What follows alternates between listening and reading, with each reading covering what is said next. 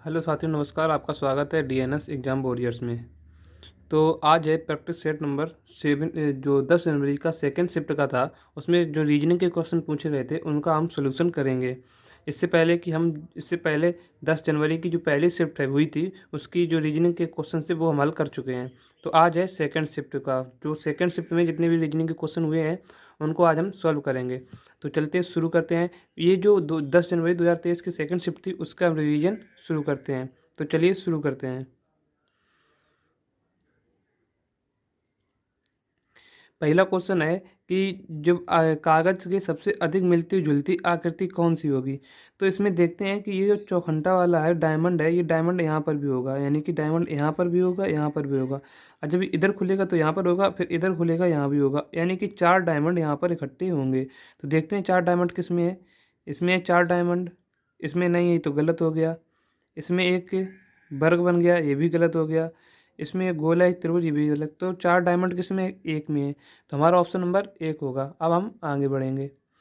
अब ये कह रहा है 6 लड़कियां एक वृत्ताकार मेज के केंद्र के चारों ओर मुंह करके बैठी हैं। तो हम 6 लड़कियां वृत्ताकार केंद्र के चारों ओर बैठी हैं।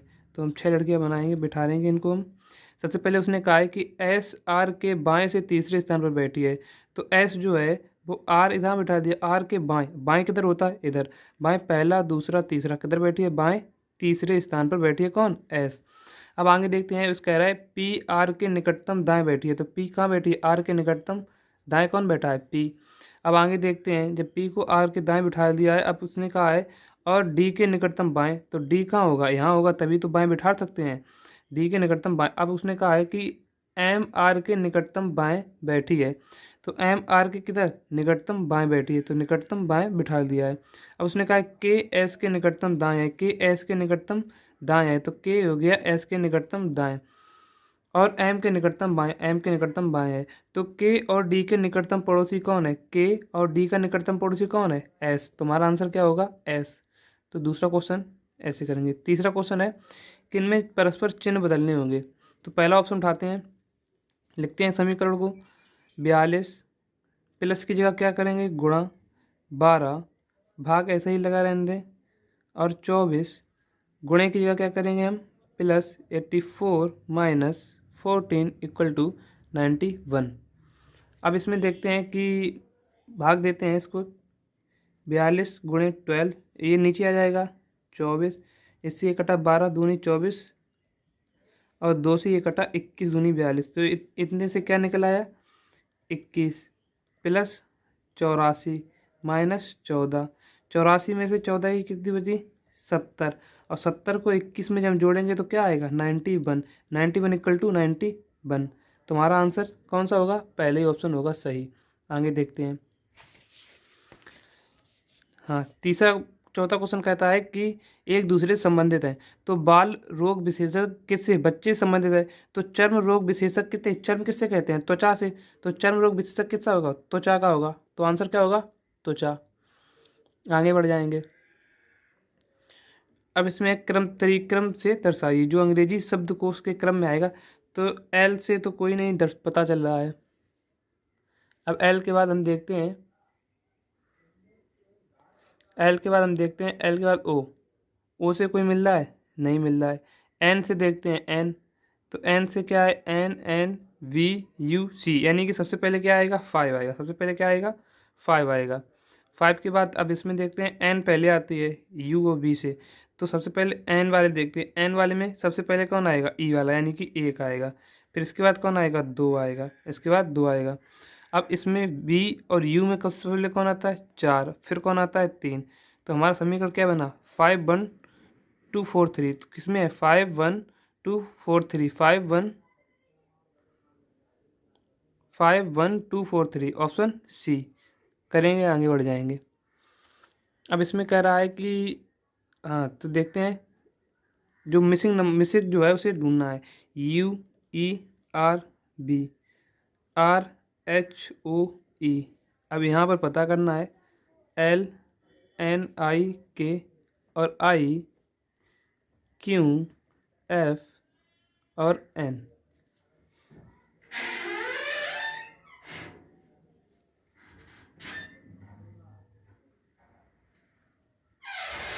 लाइटिंग की व्यवस्था करनी पड़ेगी, चलो कोई बात नहीं, आज कर लो, आगे से देखते हैं।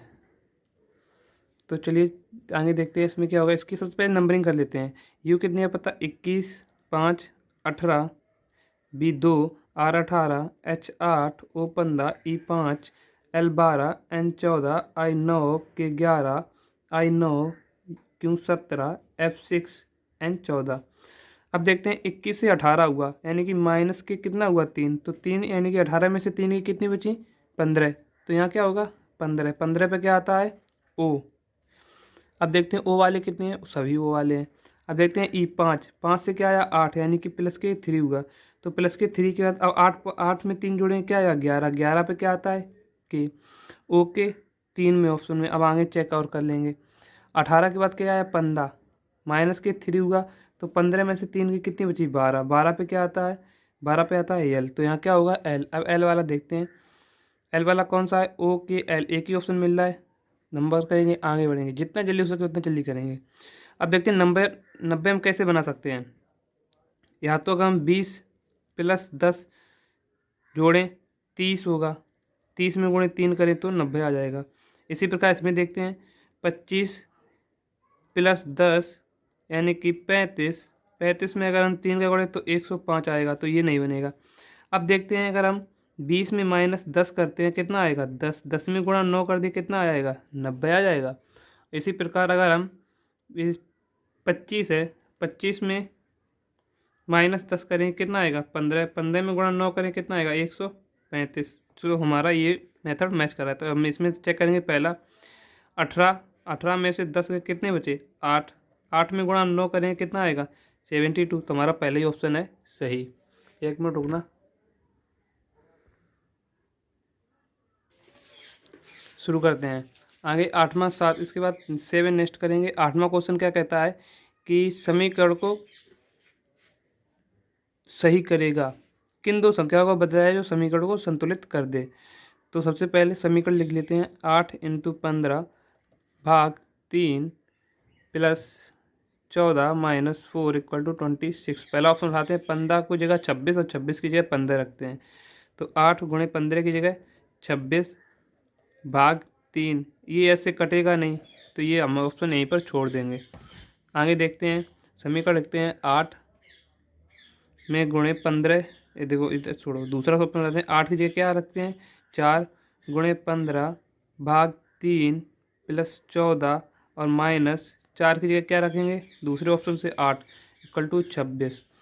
तो 15 चौक इधर सबसे पहले इससे काट लेंगे, कितना आया 5, 5 का गुणा 4 में कितना आएगा 5 चौको 20 प्लस 14 माइनस 8 इक्वल टू 26। ये हुआ 34, 20 4 34 माइनस 8 इक्वल टू 26। तो ये 26 निकला है, 26 इक्वल टू 26। तो हमारा आंसर क्या हो जाएगा 4 और 8। अब आगे देखते हैं, ये क्वेश्चन हो गया किसका 9वां क्वेश्चन ब्लड रिलेशन से है। सबसे पहले देखते हैं जी परसेंटेज वी का अर्थ क्या है। तो जी परसेंटेज बी का अर्थ है कि जी बी की बहन है। तो जी कौन है जी बी की बहन है, बी की बहन है। तो मेल के देखिए, मेल के लिए हम क्या लगाते हैं मेल के लिए चौखंटा और फीमेल के लिए हम लगाते हैं गोला। अब आगे देखते हैं, तो आगे देखते हैं v @ k का अर्थ है कि v जो है वो k का पति है। v किसका पति है k का ये क्या हो गया पति, और ये क्या होगी फीमेल। इन दोनों की शादी हुई तो इन दोनों की तो ये जुड़वा हो गया। अब आगे देखते हैं, जो k जो है KNP का अर्थ है, KNP का अर्थ है कि k p की माता है। k किसकी माता है p की माता है, p की माता है। अब आगे देखते हैं, और ये दूसरा समीकरण दिया है G#S। तो G#S का अर्थ है कि G जो है वो S की पुत्री है। G किसकी पुत्री है S की पुत्री है। G किसकी S की पुत्री है। और S%M का अर्थ है कि S जो है वो M की बहन है। S किसकी बहन है M की बहन है। अब देखते हैं, तो S का P से क्या संबंध है इसमें G कॉमन लेते, G के ऊपर कौन बनाया है S के बगल में M। तो इसको अब काट देते हैं। हमसे संबंध पूछा गया है S का P से, यानी कि S P की कौन लगता है S P की कौन लगती है तो ये इसका बेटा हुआ, ये बेटा हुआ, बेटी हो, उससे कोई मतलब फ़र्क नहीं पड़ता, हमें जेंडर तो इसका कन्फर्म है, इसी का पूछा गया। तो ये पिताजी हुए, इसके ये कौन हुए, पिताजी। जब ये पिताजी हुई, ये बहन है तो बहन की माता, तो इनकी भी माता, तो ये पिताजी, पिताजी की माता कौन हुई, दादी, कौन हुई, दादी। तो आप ऑप्शन नंबर ए। आगे बढ़ जाएंगे। अब इसमें देखते हैं, ये 7, 50, 351, 2, 4, 5, 8, आगे कौन सा होगा। तो देखते हैं 7 से 50 कैसे बना सकते हैं। अगर हम 7 में 7 का गुणा करें, 7×49 प्लस 1 कर दें, कितना हो जाएगा, 49 प्लस 1 इक्वल टू 50। अगर हम 50 में गुणा 7 करें तो कितना होगा, 350। इसमें एक जोड़ दें, कितना हो जाएगा, 351।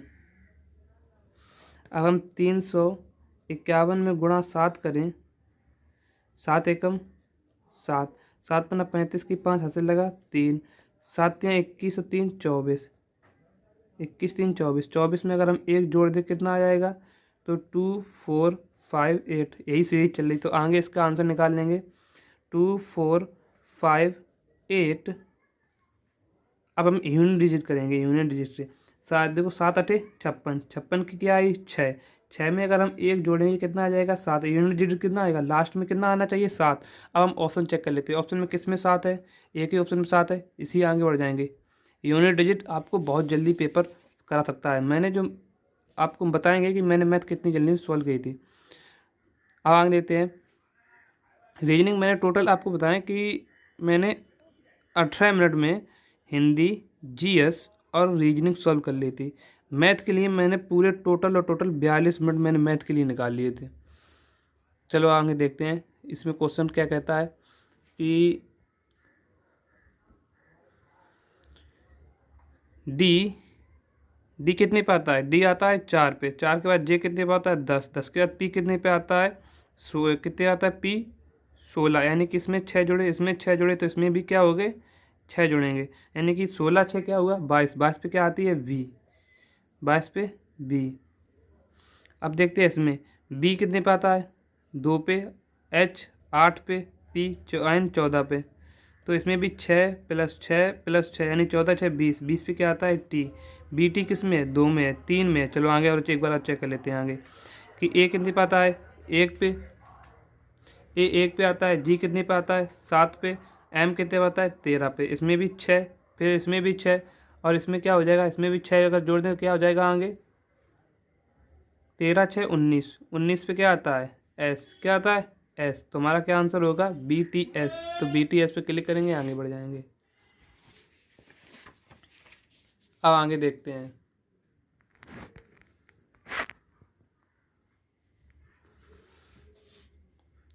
कुछ गोभी चट्टाने हैं, कुछ गोभी जो हैं, कुछ गोभी क्या है चट्टाने हैं,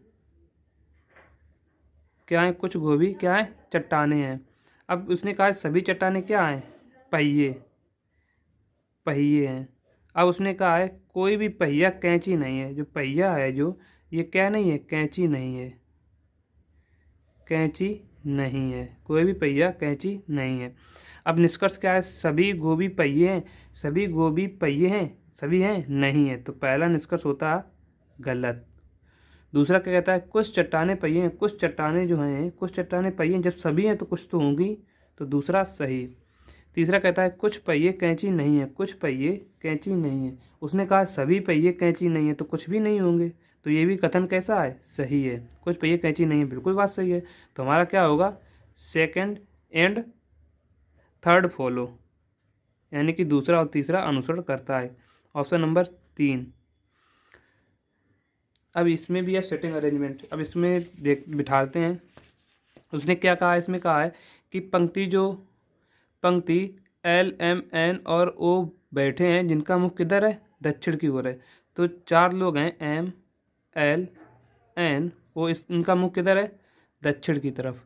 अब इसमें देखते हैं कि दूसरी पंक्ति में क्या है P Q R S, इनका मुख किधर है उत्तर की ओर, तो P Q R S इनका मुख किधर है उत्तर की ओर। अब इन्हें बिठालते हैं, तो 1 2 3 4, 1 2 3 4, ये देख रहे हैं नीचे की तरफ, ये देख रहे हैं ऊपर की तरफ। अब देखो उसने कहा है कि एन पंक्ति के दाएं छोर पर बैठे व्यक्ति के निकट है। तो एन एन किस में है? ऊपर वाले में। तो ऊपर वाला जब नीचे देख रहा है उसका दायां किधर होगा? दायां किधर होगा? दायां इधर होगा ना। तो दाएं के निकट है, दाएं के निकट से दूसरे स्थान पर है। तो एन कहाँ बैठा? यहाँ पर बैठा। एन कहाँ बैठा? यहाँ पर बैठा। अब आगे देखते हैं, आगे उसने क्या कहा है कि जिसका मुख आर की ओर है। किसके ओर है? आर की ओर है। अब देखा है एस पंक्ति के बाएं छोर पर बैठा है। एस किस में है? इसमें। इनका मुंह इधर है तो बायां किधर हो गया? एस इधर हो गया ना। एस पंक्ति में बाएं ओर पर बैठा है। क्यों? आर के निकटतम दाएं है। क्यों जो है आर के निकटतम दाएं, आर इधर है। अगर ये ऊपर की ओर देख रहा है तो दायां किधर होगा? इधर। तो क्यों कहाँ होगा? इधर। अब उसने कहा है कि और उसका मुख किसकी ओर है? एल की ओर है। क्यों का मुख किसकी ओर है? एल की ओर है। एल की ओर है। और ओ पंक्ति में बाएं छोर पर है। जब ये जो ऊपर वाली पंक्ति में ओ है, ओ किधर देख रहा है? नीचे में। तो बायां छोर किधर होगा? बायां छोर किधर होगा? तो बायां छोर इधर होगा। तो ओ कहाँ बैठा है? यहाँ पर। अब पूछा है दक्षिण ओर से मुख पर बैठे, मतलब दक्षिण की ओर मुख करे बैठे व्यक्ति, यानी कि जो दक्षिण की ओर मुख करे हैं, इसमें से बाएं छोर पर कौन है? तो ये बायां छोर है। इसमें कौन बैठेगा? जब ये एम हो गया तो इसमें कौन बैठेगा? एक ही बचा ना, एम। तो यहाँ कौन बैठेगा? एम। तो हमारा आंसर क्या होगा? एम। एम पर क्लिक करेंगे और आगे बढ़ जाएंगे। अब इसमें पूछा है कि एम एन पर कौन सा दर्पण प्रतिबिंब बनेगा। तो दर्पण प्रतिबिंब सबसे पहले किससे है? 6 से स्टार्ट है। तो 6 उल्टा होकर कैसा बनेगा? ऐसा बनेगा। तो ऐसा देखो किसमें है? 1 2 3 ऑप्शन खत्म। 1 2 3 4, 3 ऑप्शन खत्म, तीसरा वाला खत्म। अब देखते हैं इसके बाद इसमें, अब इन दोनों में कुछ सेम सेम चीज़ें देखते हैं। ये एन आ रहा है, ये एम आ रहा है, यानी कि इधर क्या है? एम है। 7 के बाद कौन सा है? एम है। और 7 के बाद यहाँ क्या आ रहा है? एन। इसमें एम। तो एन वाला क्या हो गया? गलत, यानी कि पहला गलत हो गया। अब देखते हैं इसमें चौथे में उसमें क्या अलग है। इसमें देखते हैं ये डी बनी, ये बी बनी। अब देखते हैं इधर क्या है? इधर बी है तो पलट कर जब बनेगी वो किधर बनेगी? ऐसी डी बनेगी। तो डी किधर है? डी किस में है? यानी कि डी चौथे में है। इसको क्लिक करेंगे, आगे बढ़ जाएंगे। क्वेश्चन है कि मंथ का कोड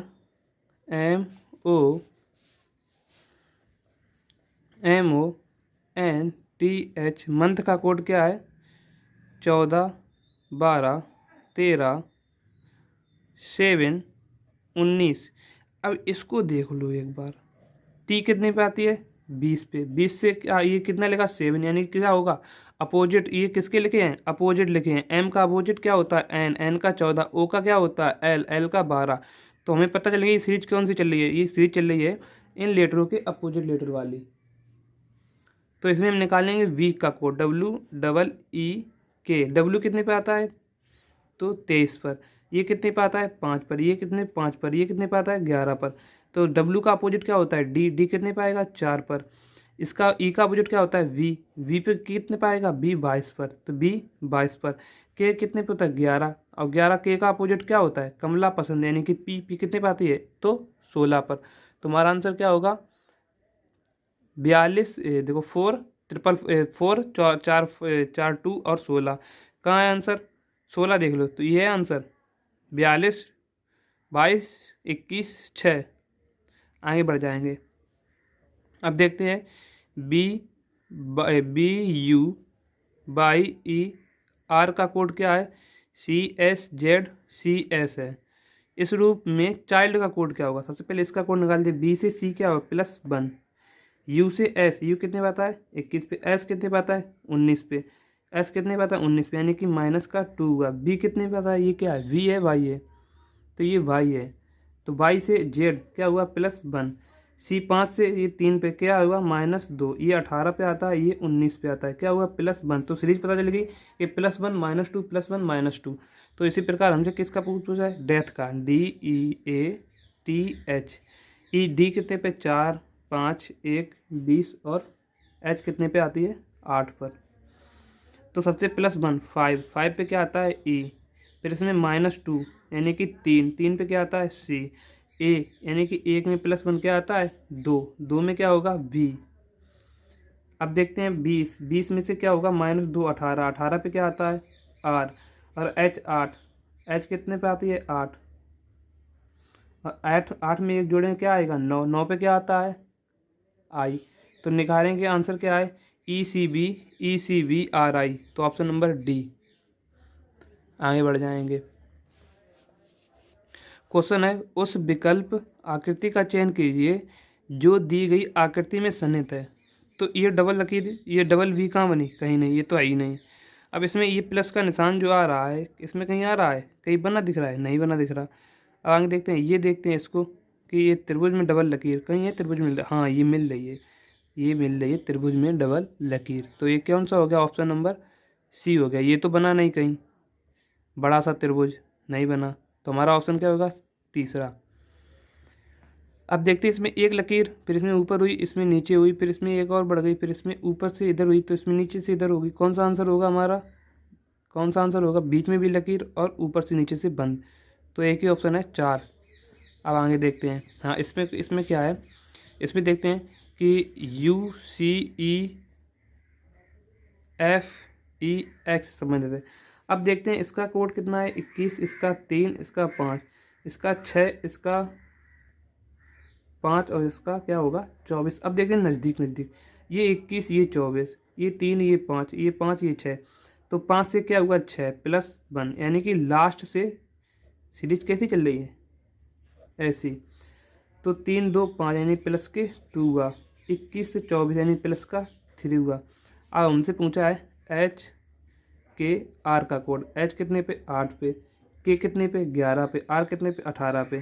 तो कैसा चलेगा, ऐसा, यानी कि यहाँ पर क्या हुआ, पहले में +1 यानी कि 19 पे क्या आता है S, 11, इसमें क्या हुआ +2, 11 में 2 जोड़ेंगे क्या आएगा 13 पे क्या आता है M, और इसमें 8 में +3 क्या होगा 11 पे क्या आता है K।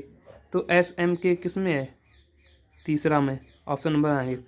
7वां क्वेश्चन है 7 17 क्वेश्चन मार्क 137 407 1217। अब हमें जब कुछ ना समझ में आए, सबसे पहला काम क्या करेंगे, हम इनके बीच अंतर निकालेंगे। इसके बीच अंतर कितना है 10, यहाँ पता नहीं, इसके बीच अंतर कितना है और इसके बीच अंतर कितना है, इसके बीच अंतर कितना हुआ 1200 में से 407 कम करेंगे क्या आ गया 7701, 12 में से 4 गई 8 यानी कि 81 0, और 407 में अगर 137 कम करेंगे, इसमें क्या होगा 0, यहाँ क्या होगा 9 9 में 3 गई, यहाँ 10 10 में से 3 गई 7, यहाँ बची 3 3 में से बन गई यानी कि 2, यानी कि 270। अब देखते हैं ये क्या हुआ 81, ये 270, तो यहाँ क्या होना चाहिए, यानी कि 3 का गुणा, जैसे इसमें क्या हुआ 3 का गुणा हुआ ना, तो इसमें हम 3 का गुणा करें, यहाँ कितना आएगा 30, और इसमें भी 3 का गुणा करें, इसका कितना आएगा 90, और इसमें भी 3 का गुणा करें 9 दिया 27, तो सही है। तो 17 में हम क्या जोड़ दें 30 जोड़ दें, तो क्या आएगा 47, यही आंसर होगा। या फिर हम 137 में कितना 90 माइनस कर दें, तब ये कितना आएगा 47। तो हमारा आंसर क्या होगा, हमारा आंसर क्या होगा 47, हमारा आंसर होगा क्या होगा 47। तो चलिए आज का रिवीजन यहीं समाप्त हुआ। और अगर आप कल जो हम कराएंगे, कल कराएंगे जो 10 जनवरी की, कल होगा 10 जनवरी की, 10 जनवरी 2023 की जो 3rd शिफ्ट हुई है, उसकी उसकी 3rd शिफ्ट की कराएंगे रीजनिंग की क्लास, जो सभी क्वेश्चंस हैं वो हल कराएंगे। अगर आपको मैथ की भी चाहिए तो आप कमेंट बॉक्स में बताइएगा, मैथ की भी चाहिए तो हम मैथ की भी सीरीज चालू कर देंगे, जिससे कि आपकी जीडी में मजबूत रैंक बना। क्योंकि रीजनिंग एक मात्र ऐसा पोर्शन होता है जिसमें 20 में से 20 यानी कि टारगेट जो होता है 20 आउट ऑफ 20 ये हो सकते हैं। मेरे भी रीजनिंग में कितने थे, मेरे 20 आउट ऑफ 20 से 20 आउट ऑफ 20 थे रीजनिंग में। तो चलिए आज की क्लास को यहीं समाप्त करते हैं। जय हिंद, जय भारत। अपनी तैयारी को मजबूत कीजिए और चैनल को भी सब्सक्राइब कीजिए।